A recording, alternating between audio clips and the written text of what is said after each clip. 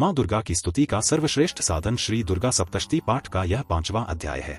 पंचम अध्याय में पुनः दो बलवान असुर शुंभ और निशुंभ का प्रसंग है, जिसने देवताओं को परास्त कर दिया था और सर्वत्र अपना अधिकार स्थापित कर लिया था। उसके बाद देवताओं को स्मृति हुई कि पूर्व में देवी ने महिषासुर वध के उपरांत प्रसन्न होकर वरदान दिया था, तो देवताओं ने देवी की स्तुति किया। प्रथम अध्याय से पंचम अध्याय तक कुल श्लोक 388 होते हैं। यहाँ पंचम अध्याय दिया गया है। महर्षि मेधा ने कहा कि प्राचीन समय में शुंभ निशुंभ नामक असुरों ने अपने बल के मद से इंद्र का त्रिलोकी का राज्य और यज्ञों के भाग छीन लिए, और वह दोनों इसी प्रकार सूर्य, चंद्रमा, धर्मराज और वरुण के अधिकार भी छीन कर स्वयं ही उनका उपयोग करने लगे। वायु और अग्नि का कार्य भी वही करने लगे, और इसके पश्चात उन्होंने जिन देवताओं का राज्य छीना था उनको अपने अपने स्थान से निकाल दिया। इस तरह से अधिकार छिने हुए दैत्यों तथा दैत्यों द्वारा निकाले हुए देवता अपराजिता देवी का स्मरण करने लगे कि देवी ने हमको वर दिया था कि मैं तुम्हारी संपूर्ण विपत्तियों को नष्ट करके रक्षा करूंगी। देवताओं की प्रार्थना। सा विचार कर सब देवता हिमालय पर गए और भगवती विष्णुमाया की स्तुति करने लगे। देवताओं ने कहा, हम देवी को प्रणाम करते हैं। महादेवी शिव को सर्वदा नमस्कार है। प्रकृति और भद्रा को प्रणाम है। हम लोग नियम पूर्वक जगदम्बा को नमस्कार करते हैं। नित्य, गौरी और धात्री को बारंबार नमस्कार है। ज्योत्सनामयी चंद्ररूपिणी और सुख स्वरूपा देवी को सत सत प्रणाम है। जो सभी जीवों की छाया स्वरूप में रहती हैं, उन्हें भी हमारा प्रणाम। उन देवी को नमस्कार जो सभी प्राणियों में पूर्णता के रूप में स्थित है। दैत्य पीड़ित देवताओं की प्रार्थना। पूर्वकाल में देवताओं ने अपने अभीष्ट फल पाने के लिए जिसकी स्तुति की है और देवराज इंद्र ने बहुत दिनों तक जिसका सेवन किया है, वह कल्याण की साधना भूता ईश्वरी हमारा कल्याण और मंगल करे तथा सारी विपत्तियों को नष्ट कर डाले।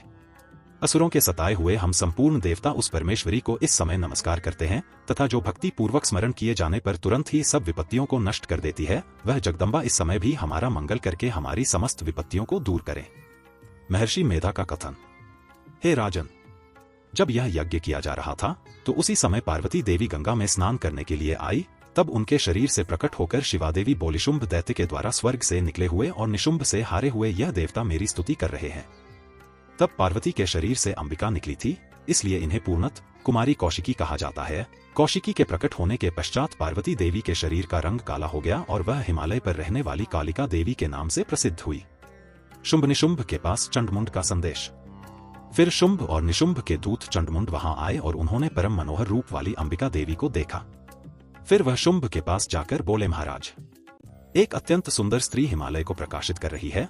वैसा रंग रूप आज तक हमने किसी स्त्री में नहीं देखा। हे असुरेश्वर, आप यह पता लगाए कि वह कौन है और उसको ग्रहण कर ले। वह स्त्री स्त्रियों में रत्न है।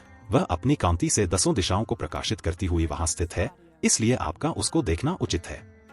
हे प्रभो, तीनों लोकों के हाथी, घोड़े और मणि इत्यादि जितने रत्न हैं, वह सब इस समय आपके घर में शोभायमान है। हे दैत्यराज, इस प्रकार सारी रत्नरूपी वस्तुएं आप संग्रह कर चुके हैं, तो फिर आप यह कल्याणकारी स्त्रियों में रत्न रूप अनुपम स्त्री आप क्यों नहीं ग्रहण करते? सुग्रीव को संदेशवाहक बनाकर भेजना। ऋषि कहते हैं, चंडमुंड का यह वचन सुनकर शुंभ ने विचार किया कि देवी को संदेश पहुंचाने के लिए सुग्रीव को भेजा जाए। उन्होंने सुग्रीव को विस्तार से समझाया और कहा, तुम देवी के पास जाओ और उन्हें अच्छे से समझाओ। उनके प्रति पूरी श्रद्धा और भक्ति रखकर कुछ ऐसा करो कि वे प्रसन्न होकर तुरंत मेरे पास आएं। सुग्रीव का पर्वत पर आगमन। सुग्रीव उस सुंदर पर्वत पर पहुंचे जहां देवी निवास करती थी। वहां जाकर उन्होंने देवी से निवेदन किया, हे देवी, मैं समुद्र के देवता और तीनों लोकों के स्वामी का संदेश लेकर आया हूं।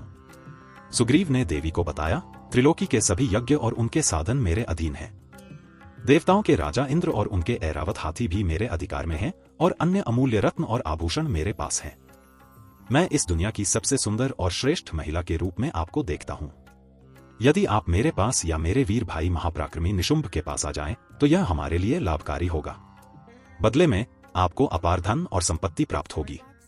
इसलिए इस विषय पर विचार करें और मेरे प्रस्ताव को स्वीकार करें। देवी दुर्गा का उत्तर और उनकी प्रतिज्ञा। इस संदेश को सुनकर भगवती दुर्गा, जो समस्त संसार का कल्याण करती हैं, हृदय में मुस्कुराई और उत्तर दिया, जो कुछ तुमने कहा वह सत्य है। इसमें कोई संदेह नहीं कि इस समय तीनों लोकों में शुंभ और निशुंभ शक्तिशाली हैं। लेकिन मैंने एक प्रतिज्ञा की है जिसे मैं नहीं तोड़ सकती। मेरी प्रतिज्ञा यह है कि जो मुझे युद्ध में हराएगा और मेरा अहंकार तोड़ेगा, वही मेरा वरण कर सकता है। यदि तुम्हें अपनी शक्ति पर विश्वास है तो युद्ध में मुझे हराने का प्रयास करो। असुरराज का घमंड और धमकी। दूत ने कहा, हे देवी, आप हमारे बल को नहीं समझ रही। देवताओं तक ने हमारे सामने घुटने टेक दिए हैं। यदि आप मेरी बात नहीं मानेंगी तो आपका हरण किया जाएगा और यह आपके लिए विनाशकारी होगा। इसलिए मैं आपको सलाह देता हूं कि आप स्वयं हमारे समक्ष उपस्थित हों और हमारी बात मानें। देवी दुर्गा का वीरता भरा उत्तर। देवी ने शांत मन से उत्तर दिया, तुम्हारा कहना ठीक है, शुभ बलवान है और निशुंभ भी बड़े पराक्रमी हैं, किंतु क्या करूं, मैंने पहले बिना सोचे समझे प्रतिज्ञा कर ली है, अतः अब तुम जाओ। मैंने तुमसे जो कुछ कहा है वह सब दैत्यराज से आदर पूर्वक कहना, फिर वह जो उचित जान पड़े करें।